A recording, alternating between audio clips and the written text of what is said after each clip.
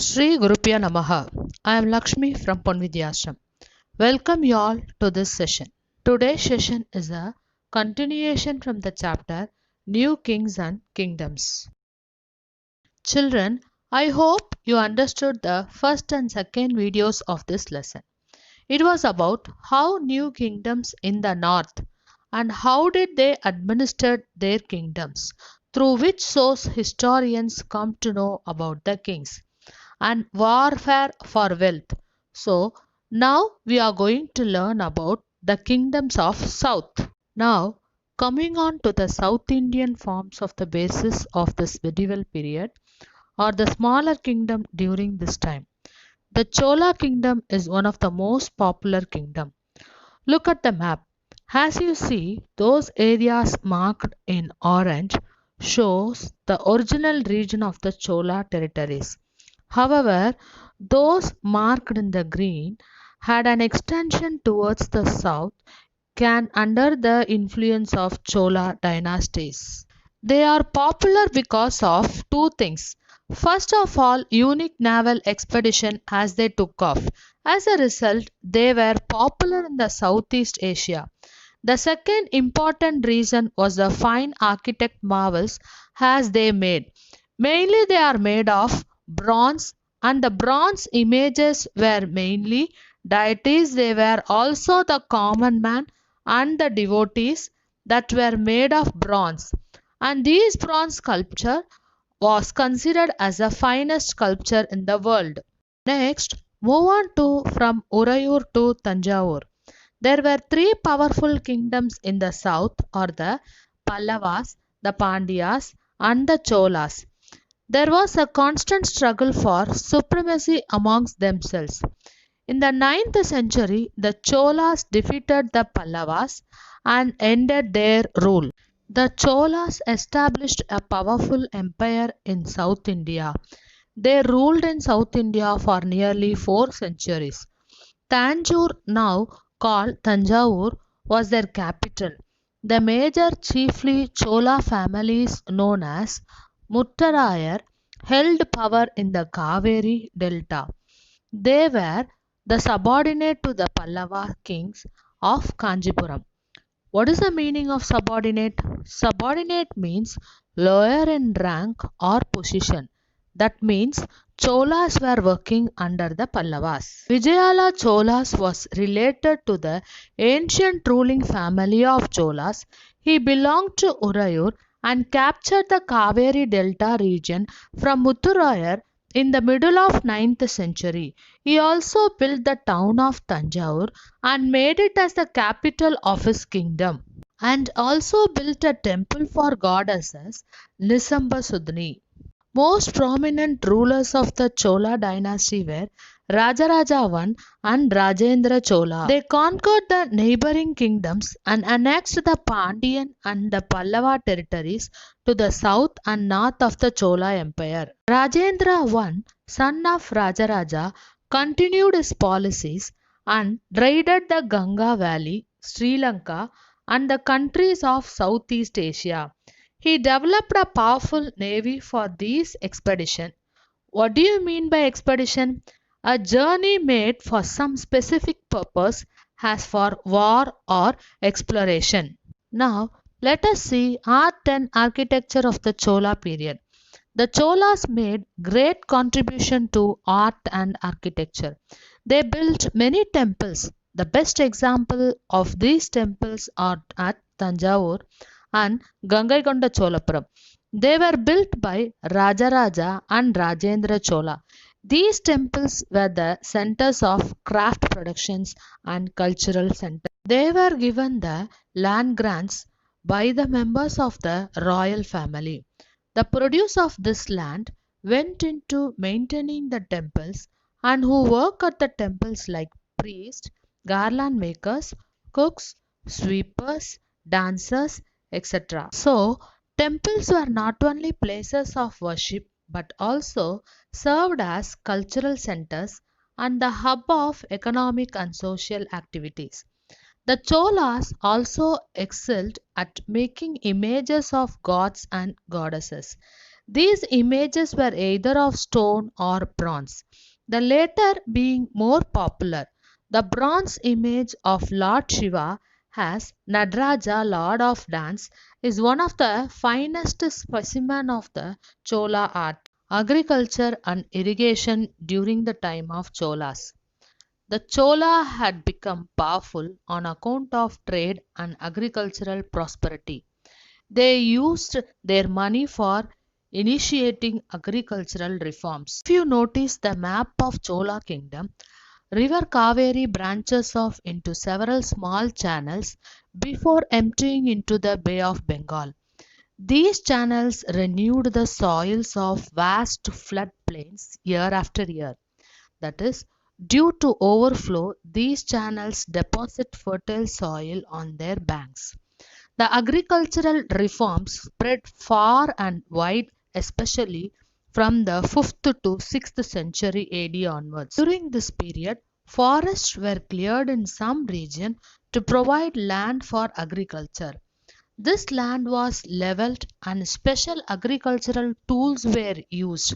In the delta regions, embankments were built to prevent floods.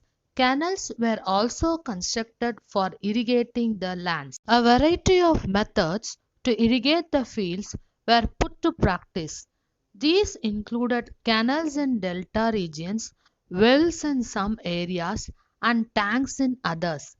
These irrigation works required planning, organized labor and resources, maintenance of work, and decisions on sharing water. The rulers and leaders of people living in the area who take an active interest in their activities. Look at the picture. It's look like ladder in the river. It's a 9th century sluice gate in Tamil Nadu. Sluice gate means a device for controlling the flow of water. It regulated the outflow of water from a tank into the channels that irrigated the fields. A sluice gate is traditionally a wood or metal barrier which is commonly used to control water levels and flow rates in rivers and canals. Agrarian expansion. It is used to develop the agriculture activities. There were some new developments in agriculture. More area was brought under cultivation. This was due to two developments. First, a lot of dry, barren, and forest land was made fit for cultivation. Second, irrigation facilities were extended to new areas. The temples took the lead in both. Chola temples had obtained a lot of money through donations, which was invested in agriculture. Kings also granted land in dry areas so that the grantees made efforts to provide irrigation facilities. The administration of the empire. Local self government was a special feature of Chola administration. Each village had two assemblies, the Ur and the Sabha. Ur was the general assembly of the village. Sabha was a gathering of all male adults of the village. Groups of villages formed larger units called Nadu. The Nadu performed several administrative functions including dispensing justice and collecting taxes. The landowners were given titles like Muvendavelan, it means a valer or peasants serving three kings. Arayur means chiefs, etc. As markers of respect. They held important office at the center. The villages were grouped into several types according to the types of land like Vellanvehai, that is land of non-Brahmana peasants proprietors. Brahmadeya, that means land gifted to Brahmanas. Third one, Shalaboha, that means land for the maintenance of the school. Fourth, Devadana Tirunamathukani, that means land gifted to temples.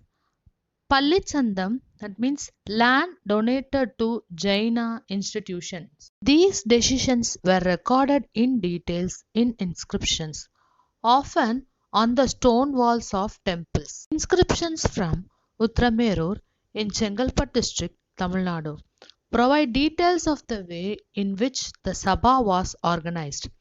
The assembly of Brahmins was known as the Sabha. It looked after the land gifted to Brahmanas. The assemblies were well organized and functioned effectively. The main features of the organization of the Sabha were 1. Committees. 2. Membership. Committees. There were separate committees to look after irrigation works, gardens, temples, etc. In one of the inscriptions, it is given who could be a member of a Sabha. The Uttaramerur inscriptions lays down all those who wish to become members of the Sabha should be owners of land from which land revenue is collected. They should have their own homes. They should be between 35 to 70 years of age. They should have knowledge of the Vedas. They should be well versed in administrative matters and honest. If anyone has been a member of any committee in the last 3 years, he cannot become a member of another committee. Anyone who has not submitted his accounts and those of his relatives cannot contest the elections. Membership. The names of eligible members written on palm leaves were put in an earthen pot. A boy was asked to take out specific numbers for each committee. While the inscription tell us about kings and powerful men, a 12th century Tamil verse which inform us about the lives of ordinary men and women. Periya Puranam, a 12th century Tamil work, tells us about common people who were living at the outskirts of Adanur. A small group of people called Pulayas lived there.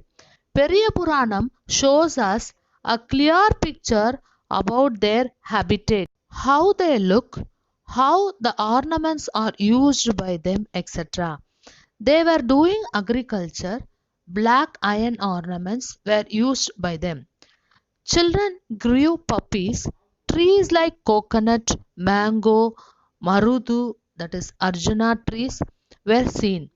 Little chicken were also seen around there. An association of traders known as Nagarams also occasionally performed administrative functions in town. Let us see elsewhere. China under the Tang dynasty. In China, an empire was established under the Tang dynasty, which remained in power for about 300 years from the 7th to 10th centuries. Its capital, Xi'an, was one of the largest cities in the world, visited by Turks, Iranians, Indians, Japanese, and Koreans. The Tang Empire was administered by the bureaucracy recruited through an examination, which was open to all who wished to appear for it. This system of selecting officials remained in place with some changes till 1911. Now I am going to read the text. A closer look, the Cholas, from Urayur to Tanjore. How did the Cholas rise to power? A minor chiefly family known as Mutturayar held power in the Kaveri Delta. They were subordinate to the Pallava kings of the Kanjipuram. Vijayalaya, who belonged to the ancient chiefly family of the Cholas from Urayur, captured the delta from the Mutturayar in the middle of the 9th century. He built the town of Tanjore and a temple for goddesses Nisamba Sudani there. The successors of Vijayalaya conquered neighboring regions and the kingdom grew in size and power. The Pandyan and the Pallava territories to the south and north were made part of this kingdom. Rajaraja I, considered the most powerful Chola ruler, became king in 985 AD and expanded control over most of these areas. He also reorganized the administration of the empire. Rajaraja's son Rajendra I continued his policies and even raided the Ganga Valley, Sri Lanka, and countries of Southeast Asia, developing a navy for these expeditions. Splendid temples and bronze sculpture. The big temples of Tanjavur and Gangaikonda Cholapuram, built by Rajaraja and Rajendra, are architectural and sculptural marvels. Chola temples often became the nucleus of settlements which grew around them. These were centers of craft productions. Temples were also endowed with land by rulers as well as by others. The produce of this land went into maintaining all the specialists who worked at the temple and very often lived near it: priests, garland makers, cooks, sweepers, musicians, dancers, etc.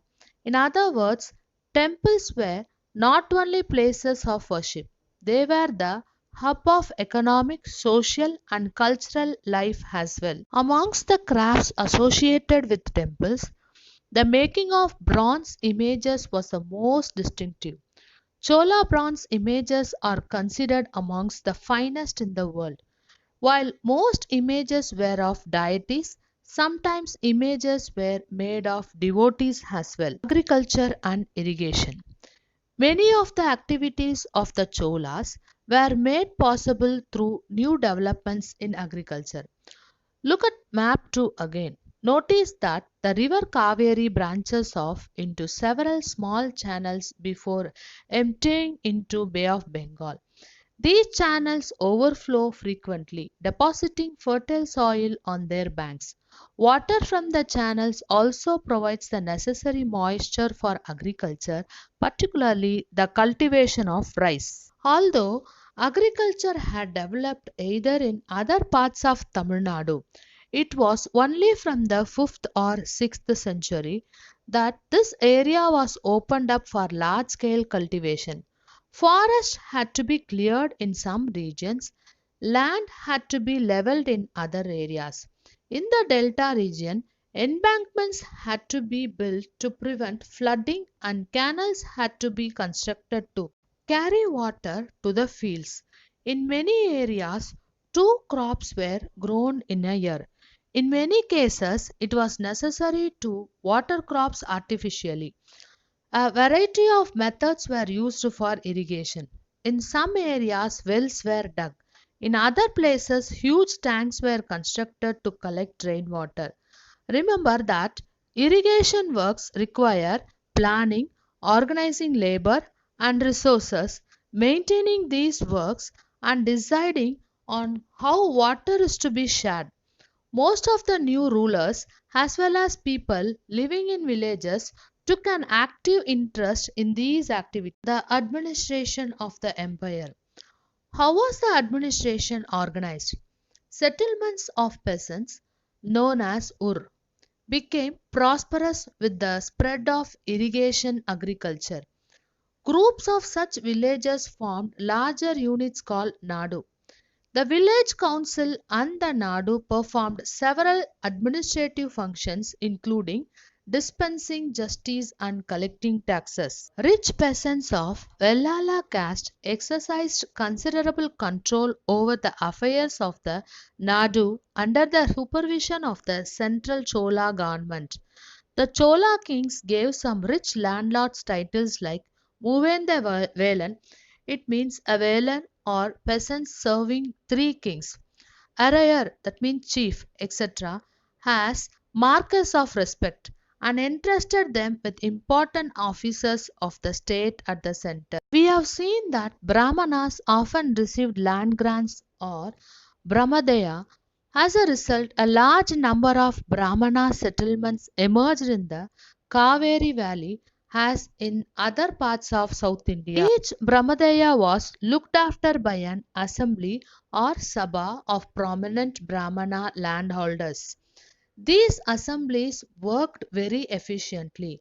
Their decisions were recorded in detail in inscriptions, often on the stone walls of temples. Association of traders known as Naharams also occasionally performed administrative functions in towns. Inscriptions from Utramerur in Chengalpat districts, Tamil Nadu, provide details of the way in which the Sabha was organized. The Sabha had separate committees to look after irrigation works, gardens, temples, etc. Names of those eligible to be members of these committees were written on small tickets of palm leaves. These tickets were put into an earthenware pot from which a young boy was asked to take out the tickets one by one for each committee. So, with this, we have come to the end of the chapter. Children, hope you all understood the lesson. Thank you.